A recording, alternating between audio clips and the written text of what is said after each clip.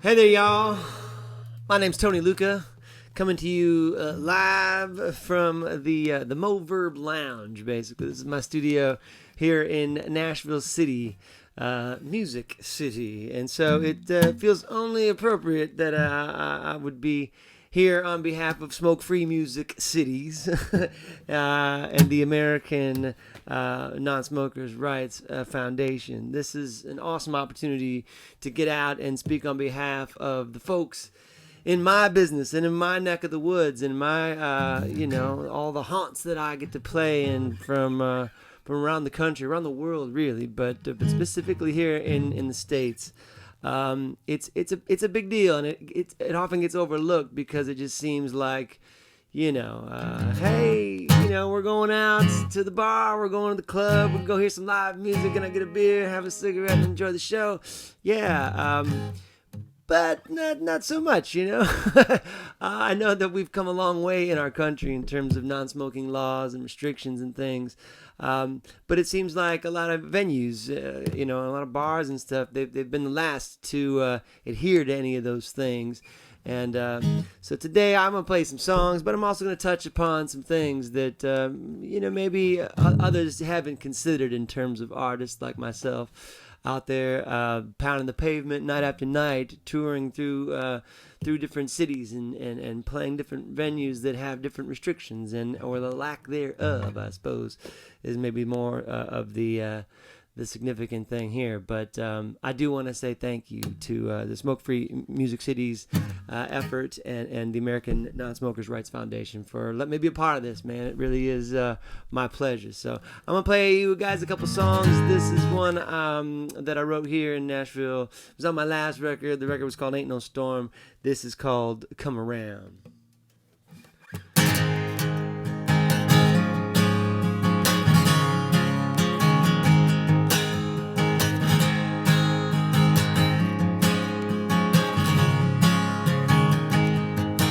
Well, I used to be the one that you run straight to.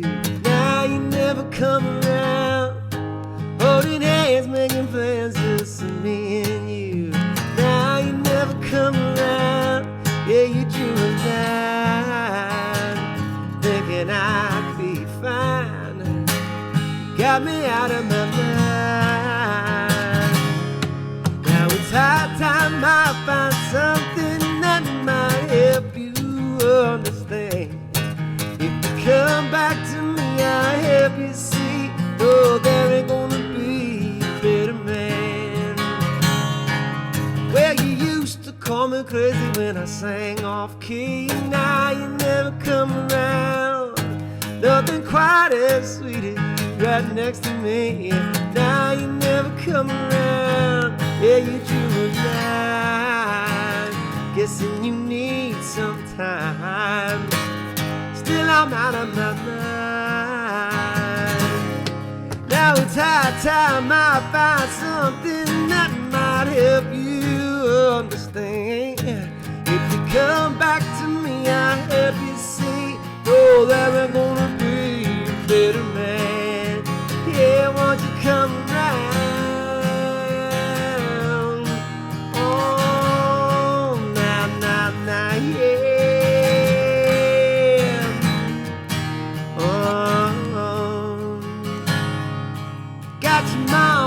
Phone asking if we made up.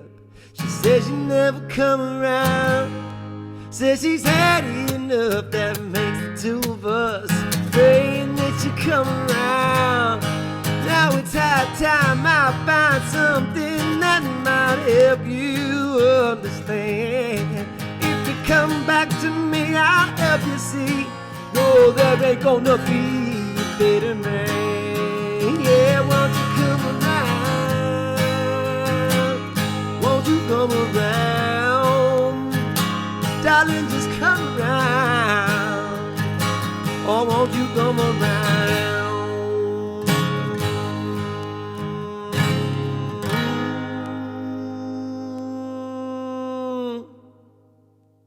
Thank you so much. Yeah, man, this is interesting because I've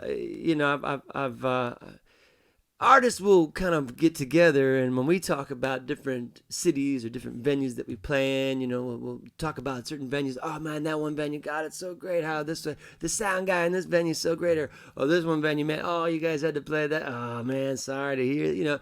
We all kind of commiserate and celebrate, the various places that we get to play.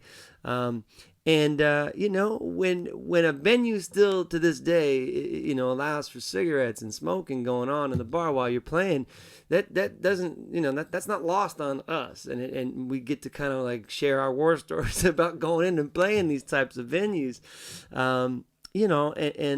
like little things that don't seem like a big deal, but are indications that something ain't right, and basically, like, you're on tour, you play a show in a venue that still allows smoking, and maybe you don't think much of it. It wasn't that big a deal. You didn't feel too bad or whatever. But the next day, you get to sound check at the next venue in the next city, and it is smoke free. You open up your guitar case, and it's like this pungent, brutal reminder that you were exposed to second and third hand cigarette smoke. The second hand is the stuff that obviously comes out just from the cigarettes, just smoking from the tips of the cigarette, and then as well the smoke that folks exhale. But third hand smoke is basically like the more insidious stuff that's like up to 250 some odd chemicals that get caught in the fibers of the drapes and like on your guitar and on your strings and in the guitar case.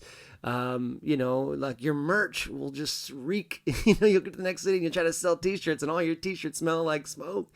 That's not good, man. Because folks that are exposed to second and third hand, smoke are much more at risk for getting cancer and heart disease and these things. So we're just like, if we could do without that. It's hard enough when we're all on the same page and we're making the rounds and you're really trying your best to deliver the goods night after night. These little things that don't, like I said, they don't seem like a setback. They seem like they come with the territory, that kind of thing. But after, years and years of doing this as your profession, it becomes a little more, apparent that it'd be really cool if this could change. And that's what we're here to do, raise awareness and get this to change, because it's high time, it really is. During a pandemic, it's a pretty good time to kind of really get into like, what could we be doing differently? I think that's important. So, but here's a more recent song that I wrote with a buddy of mine named Zach Berkman. We wrote this one via FaceTime, which seems to be what a lot of people are doing these days. But this one's called Cats and Dogs. Check it out.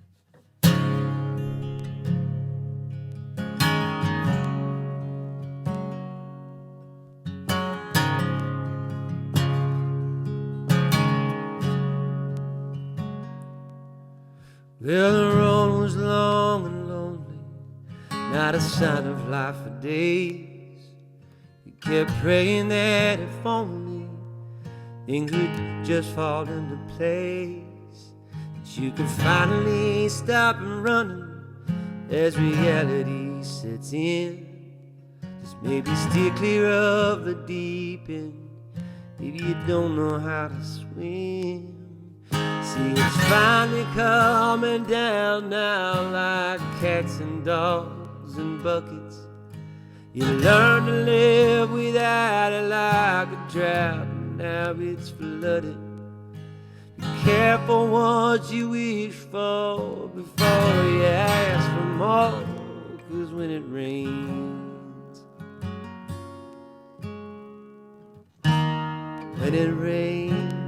it pours.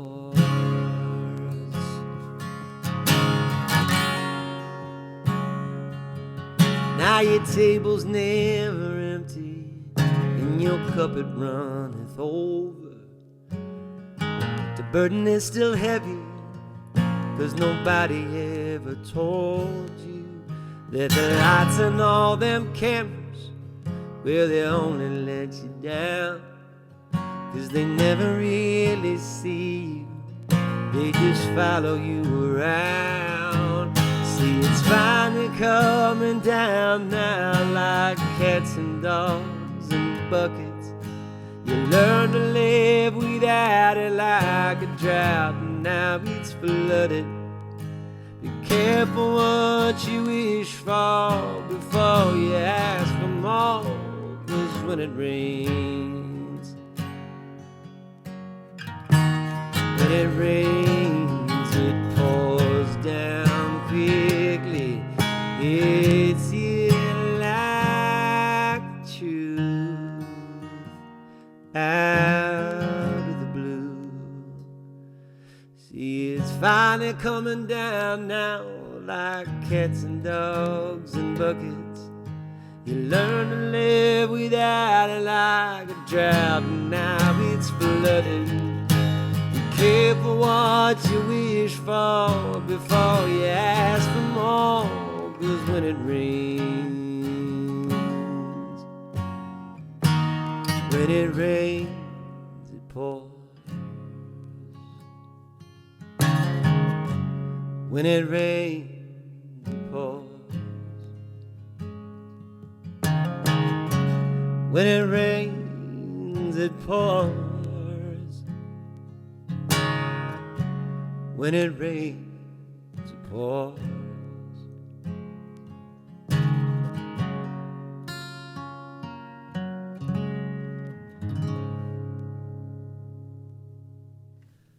I dig that one, man. People often ask me, what's your favorite song to play? And I kind of say, well, it's usually the more recent songs. I don't know what it is, but it's like the latest one you wrote is kind of like you're just most proud of that one for some reason, and then you just gotta keep writing them.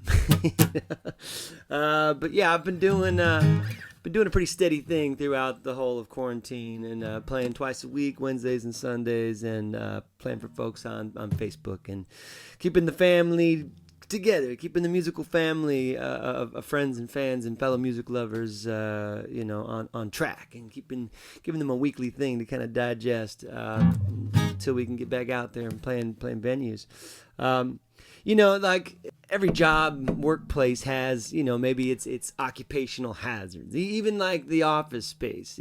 If you're in a sedentary position for too long, your IT band gets tight. Next thing you know, you got sciatic pain or carpal tunnel if you're like in an office place and you're typing at a computer all day. These are hazards that you got to get up and stretch and do your thing. For us musicians, of course, yeah, we're in a different venue every night. There's everything from the road, traveling on the road, the freeways every day, trying to get to our job and things.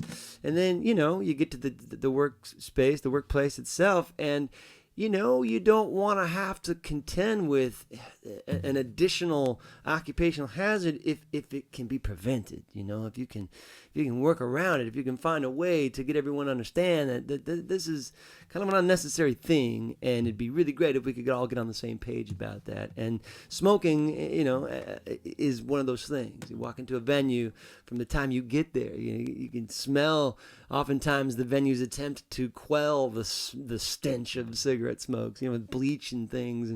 But then, sure enough, patrons show up. They start hanging out and smoking, and it's everywhere. You go into a bar or a casino sometimes, and you got a gig at a casino. Good luck, And I know because majority of venues now are smoke free. So when you swing through a venue one night that does still have smoke, you wake up the next morning and it's like, man, what's going on? And an interesting statistic that I found out was that a half hour of singing in a smoke-filled bar is basically the equivalent of having your own cigarette. So if you're playing for 2 hours, that's huffing and puffing and sweating your butt off and breathing deep to sing. And, that after 2 hours, you've had about 4 cigarettes. And, I mean, for artists that do smoke, okay, maybe they're not going to notice that so much. Maybe they're going to wish they had a filter. But, for those of us that don't smoke, you wake up the next morning, you're like, man, what in the world? It's like, you can feel it. You can definitely feel it. It has an impact. And that's just like, on the personal physical fitness kind of side of things, let alone the more insidious impact that smoke is having on your body, the more long-term effects that's having if you're doing it night after night, year after year. I really can't stress enough like what a valuable initiative this is. and how helpful it would be to you come to music venues because you love the artist. You their music is part of the soundtrack of your life, and it connects to you. It makes you feel good, and it's like it seems like the last thing you'd want to do is go to a venue to honor the band as part of your life and your musical vocabulary and your emotional palette, and then like sit there and blow smoke into the air and into their face and be like, oh, I love this song. You're so awesome. Okay, cool. Maybe just put the cigarette out. I don't know. It seems a little odd. I could go on clearly, and because I've been at this a long time. I've been touring for over 20 years, and when I first started, man, there was very few places that were smoke free, and now there are fortunately far fewer places that are still not smoke free. That an initiative like Smoke Free Music Cities will hopefully help eradicate the remaining venues that have those policies. So hope this strikes a nerve with y'all, because it does for me. And that's otherwise.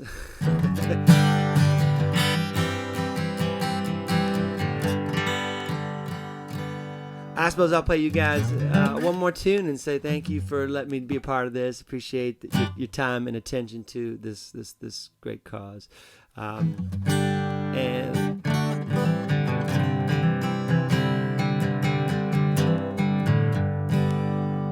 this is another one off of my more recent album. The album is called Ain't No Storm. This is called Restless Heart.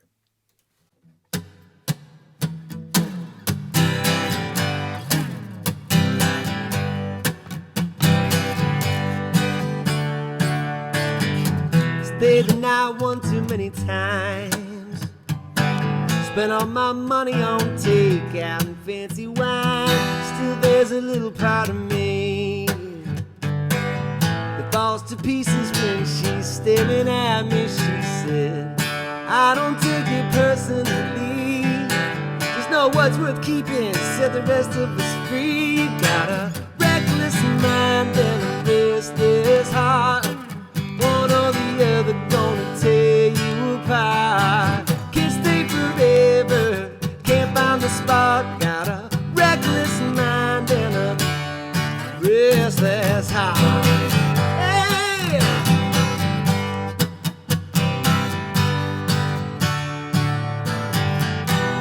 It's like deja vu again. I try like her to keep myself from giving in.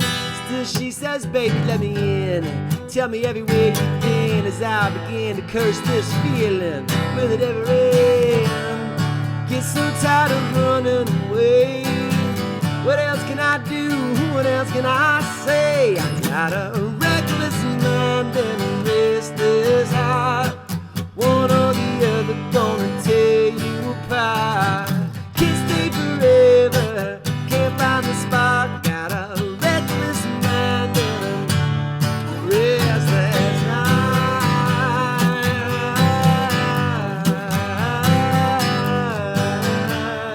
Restless heart. Yeah.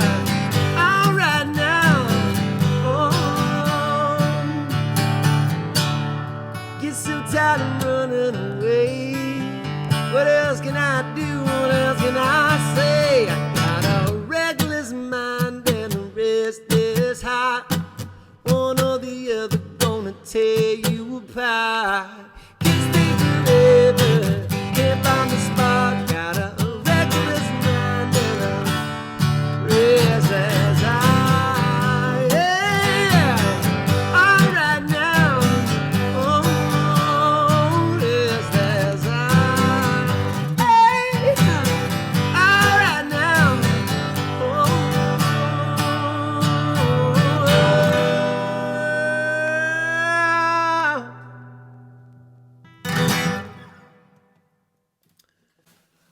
right, y'all, that's it for me. Thank you guys for letting me be a part of this again. To the Smoke-Free Music Cities Initiative and the American Non-Smokers Rights Foundation, you guys keep up the great work. Thank you for including me in on this effort. Do everything I can to help. A crazy little statistic that I'll leave you guys with, I don't know but basically for every 52 smokers, someone is going to die for every 52 smokers of secondhand smoke. Okay? That's like 1 million people a year. And as we look at the death tolls from the recent pandemic, we become more mindful of things that we could be doing to prevent these needless deaths. So, that's a lot of people, and maybe we could all do our part, a little more of our part, redefine what our part is that we could be doing to prevent those deaths. So, that's it. Thank you guys again. All the best. Be well. Take care of yourself and each other. We'll catch you soon.